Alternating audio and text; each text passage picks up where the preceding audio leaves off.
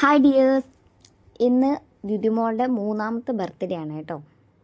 ദുതിമോളെ എൻ്റെ ഒട്ടുമിക്ക വീഡിയോയിലും കണ്ട് പരിചയം ഉണ്ടാവും. ഹസ്ബൻഡിൻ്റെ ഏട്ടൻ്റെ മോളാണ്.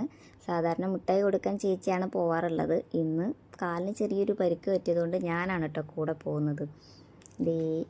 ഞാൻ നിൽക്കുന്നതിൻ്റെ മുന്നേ അവൾ അച്ചച്ചനും അച്ചമ്മയും കൂടെ അമ്പലത്തിൽ പോയി പായസമൊക്കെ കഴിപ്പിച്ച് കൊണ്ടുവന്നിട്ടുണ്ട് കേട്ടോ. പിന്നെ ഫസ്റ്റ് ഞങ്ങൾ മുട്ടായി വിതരണം തുടങ്ങിയത് സോനേച്ചിയുടെ വീട്ടിൽ നിന്നാണ്. അത് കഴിഞ്ഞ് ഞങ്ങളുടെ എല്ലാ അയൽവാസികളുടെ വീട്ടിലും പോയി. പിന്നെ ഞങ്ങൾ ഹൃദാൻ്റെ വീട്ടിലെത്തി കേട്ടോ. ഹൃദാൻ വേഗം മുട്ടായൊക്കെ വാങ്ങി ഷെയ്ക്കാൻ്റെ ഒക്കെ കൊടുത്തിട്ടുണ്ട്. പിന്നെ പോകുന്നത് ഞങ്ങൾ പാല് വാങ്ങുന്ന വീട്ടിലെ അച്ചമ്മേൻ്റെ അടുത്താണ് കേട്ടോ.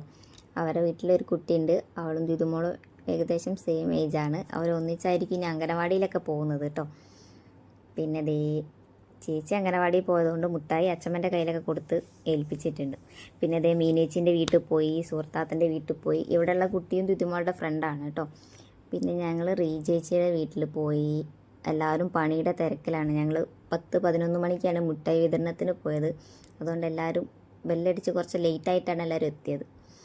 ശരിക്കുള്ള വീഡിയോ ഇടണമെന്നുണ്ട്, പക്ഷേ നായ്ക്കൾ കുരയ്ക്കുന്നത് കാരണം ഒന്നും കേൾക്കൂല.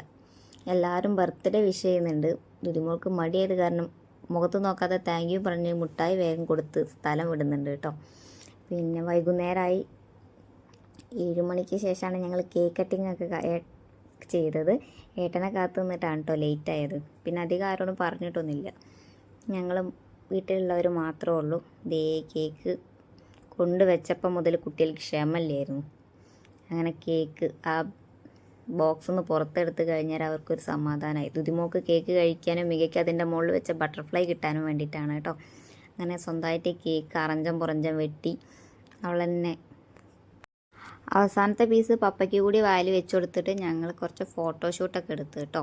പിന്നെ ഈ കേക്ക് ചേച്ചി ഉണ്ടാക്കാമെന്ന് വിചാരിച്ചതായിരുന്നു. കാലിന് പരിക്ക് പറ്റിയത് കാരണം അപ്പം ഇനി നിന്ന് ചെയ്യാൻ പറ്റാത്തതുകൊണ്ട് ഞങ്ങൾ സാധാരണ വാങ്ങിക്കുന്ന സ്ഥലത്തു നിന്നാണ് കേട്ടോ വാങ്ങിയത്. ഞങ്ങളുടെ ആനിവേഴ്സറിക്കും മിക്കയുടെ ബർത്ത്ഡേക്കും ഒട്ടുമിക്ക പരിപാടികൾക്കും ഇവിടെ നിന്ന് തന്നെയാണ് വാങ്ങാറുള്ളത്. നല്ല